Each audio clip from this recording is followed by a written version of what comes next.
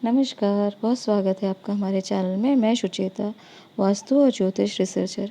आज हम श्री गणेश करेंगे अपनी नेक्स्ट क्लास के साथ। और इस क्लास में हमारा जो विषय है वो है वक्री और मार्गी ग्रह।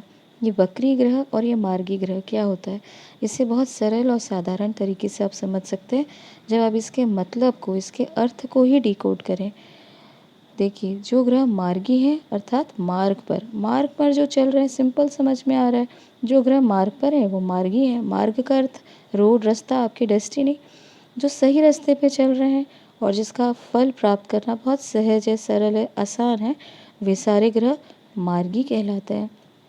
समझ गया आपको? मार्गी, मार्ग से, जो बिल्कुल सहज तरीके से आपको समझ में आ रहा होगा। अब इसके बिल्कुल विपरीत होता है वक्री ग्रह। वक्री ग्रह, अब आप समझ सकते हैं, वक्र को ले लीजिए। वक्री यानी जो शब्द वक्र से बना है, वक्र अर्थात टेढ़ा। जो ग्रह आड़ा तिरछा चले उसे आप वक्री चाल कहेंगे। ठीक है, इसको हम ये भी कह सकते हैं कि जो जो ग्रह जो है सही अपने रास्ते पर नहीं, अपने मार्ग से विचलित हो गया है, वे सारे ग्रह वक्री कहलाते हैं। और देखिए, पत्री में आपने देखा होगा लिखा रहता है कि ये कौन कौन से ग्रह वक्री हैं। अभी आप अपनी पत्री निकालिए और पत्री को पढ़िए और उसमें देखिए आपके पत्री में कौन कौन से ग्रह वक्री हैं। कहीं भी मार्गी नहीं लिखा रहता। मार्गी इसीलिए नहीं लिखा रहता क्योंकि हम मान के चलते हैं कि जो ग्रह वक्री नहीं है वे सब मार्गी हैं। अर्थात सारे ग्रह में अगर कहीं वक्री नहीं लिखा, यानी आपकी पत्री के सारे ग्रह मार्गी ही कहलाएंगे। ठीक है, अब ये थोड़ा आपको समझना आवश्यक है। जब ग्रह वक्री हो जाए अर्थात जब उनकी चाल टेढ़ी हो जाए, आड़ी तिरछी चाल, अगर कोई जीवन में व्यक्ति हो या ग्रह, तो उसका प्रभाव तो उल्टा ही होगा। तो आप मान के चलिए, जब कोई ग्रह वक्री हो जाए अर्थात उसका खतरनाक और नकारात्मक प्रभाव पड़ेगा ही। ये आप देखेंगे, इसका असर देखेंगे।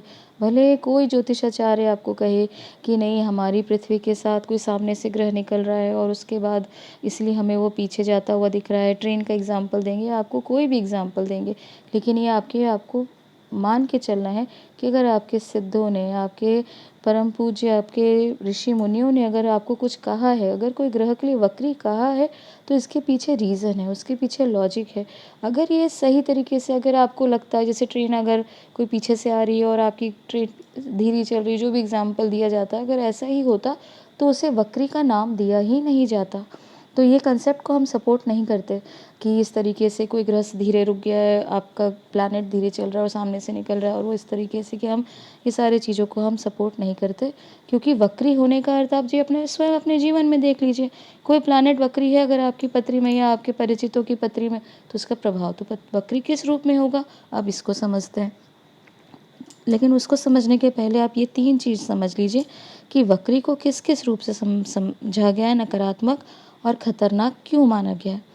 तो इन 3 पॉइंट्स को आप थोड़ा समझ लीजिए जो हमारे ज्योतिषाचार्यों ने या हमारे ग्रंथों में लिखा है। तो पहले, ये असामान्य चाल है, ये सामान्य चाल नहीं है ग्रहों की, इसीलिए इसे नकारात्मक फल देने वाला ग्रह माना जाता है। और आप देखेंगे कि अगर आपकी पत्री में कोई ग्रह वक्री है तो उसका भी कहीं ना कहीं जीवन में आपको नकारात्मक फल प्राप्त होगा। दूसरा कारण है, दूसरा जो पॉइंट है वो है कि कई ज्योतिषविद ये मानते हैं कि पृथ्वी के बहुत निकट आ जाते हैं ग्रह, असामान्य रूप से पृथ्वी के ऊपर, पृथ्वी के निकट आ जाते हैं। जिस समय आपका जन्म हुआ होगा उस समय पृथ्वी की जो आदि बाकी ग्रहों की जो दशाएं हैं या उनका गोचर है, वो पृथ्वी के निकट होने के कारण असामान्य रूप से उनका प्रभाव कई गुना बढ़ जाता है। जब किसी ग्रह का प्रभाव बहुत ज़्यादा बढ़ जाएगा, किसी का भी, अब ये आप किसी का भी समझिए कि कोई व्यक्ति आपके जीवन में जो असामान्य रूप से आपको प्रभावित कर रहा है, बहुत ज़्यादा आपके ऊपर कंट्रोल करने वाला, या आपको बहुत ज़्यादा आपके ऊपर आपकी सत्ता आपके ऊपर चाहता है, ऐसी कोई व्यक्ति आपके ऊपर बहुत ज़्यादा आपको डोमिनेट कर रहा है, तो ये भी असामान्य घटना है। तो वो चीज़ें वहाँ से क्या होती है, ग्रहों के साथ आप देखिए, जब असामान्य रूप से निकट आ जाएगा तो उसका जो ग्रेविटेशनल पुल है या इलेक्ट्रोमैग्नेटिक इन्फ्लुएंस है उसका बहुत ज़्यादा बढ़ जाएगा।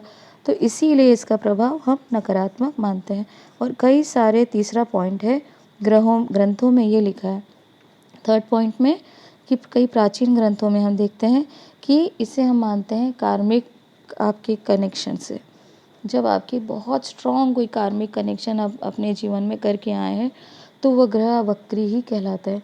और ये आप देखेंगे, अगर आप पास्ट लाइफ में, अगर आप कभी पास्ट लाइफ रिग्रेशन या अपनी साधना में पास्ट लाइफ में जाएंगे तो आप देखेंगे कि आपकी पत्री में जो ग्रह वक्री हैं तो वो आपको वहाँ पे उस रिश्तों के साथ में, उस इंसिडेंट के साथ में भी आप देखेंगे कि वो आपके बिल्कुल सामने आप होते हुए देख सकते हैं। अगर आप साधक हैं तो आप इन चीज़ों को आप कनेक्ट कर पाएंगे। खैर, हमारा ये कहने का अर्थ है, वक्री ग्रह आपको आपके स्ट्रॉन्ग कार्मिक कनेक्शन के साथ ले जाते हैं।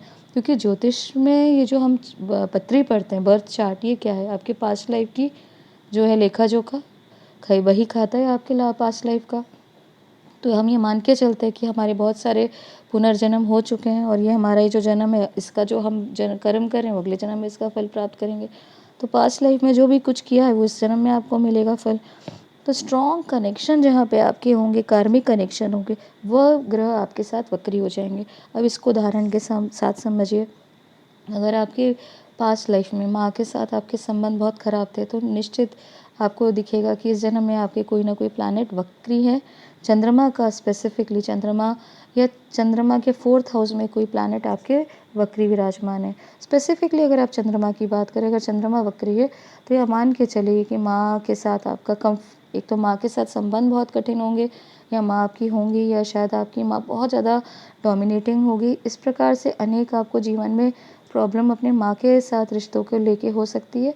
और आपका कंफर्ट लेवल या आपका मन का जो जो सुकून है या आपके मन में जो नेगेटिविटी है, ये सारा भी चंद्रमा से कंट्रोल होता है, क्योंकि चंद्रमा मन सो जाता है। तो आप देखेंगे कि ये भी आपके लाइफ में डिप्रेशन, टेंशन, स्ट्रेस, ये भी आपका बहुत हाई हो सकता है अगर चंद्रमा वक्री है।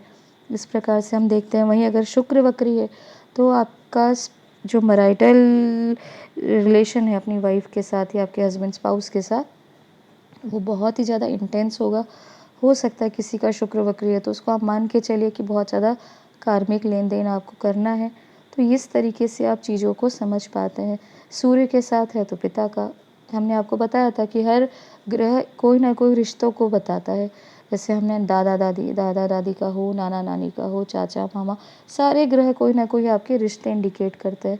वैसे ही 12वें भाव में जो हम देखते हैं 12 हाउसेस भी आपको इंडिकेट करते हैं कि कहाँ कहाँ पे इनका प्रभाव पड़ेगा, क्योंकि सारे ग्रहों का, सारे जो प्लैनेट्स का और उनके हाउसेस का इसका प्रभाव पड़ेगा। अब मान लीजिए कोई वक्री ग्रह है, वो कंबस्ट भी है, कंबस्ट अर्थात अस्त है सूर्य के साथ, या वो नीच का है, या उसके ऊपर राहु शनि केतु आदि की दृष्टि है, तो इसकी नेगेटिविटी बढ़ जाएगी। कई गुना उसकी नेगेटिविटी बढ़ जाने के कारण हम इसको देखते हैं कि अच्छा, ये आपको किस प्रकार से कितना नेगेटिव हो चुका है, कितना मेलेफिक इन्फ्लुएंस आपको प्राप्त होगा। तो इस प्रकार से भी आप ग्रहों के जो फल हैं उससे आप कैलकुलेट करते हो और उसको देखते हो कि कितना ज़्यादा ये परेशान आपको लाइफ में कर सकता है। वहीं अगर कोई मार्गी ग्रह है तो भी उसका अगर इन्फ्लुएंस होगा, परंतु इतना इंटेंस नहीं होगा जिसको हम वक्री ग्रहों के साथ देखते हैं। तो यहाँ पे आपको ये अपनी चार्ट में निकाल के अपने आसपास आपके रिलेटिव्स, फ्रेंड्स के चार्ट में देखिए कि कहाँ ग्रह वक्री हैं और किस स्थान पर बैठे हैं, और वहाँ पे उनके बॉडी के ऑर्गन्स के साथ में भी, जैसे मैंने बताया था कि हर हाउस कोई ना कोई ऑर्गन को भी इंडिकेट करता है। तो उन चीज़ों को भी आप देखें तो उससे भी आपको पता चलेगा कि चीज़ों को, अगर आँखों में अगर सूर्य वक्री है तो कहीं ना कहीं किसी व्यक्ति को चश्मा लग सकता है, या हो सकता है आँखों में कोई प्रॉब्लम हो।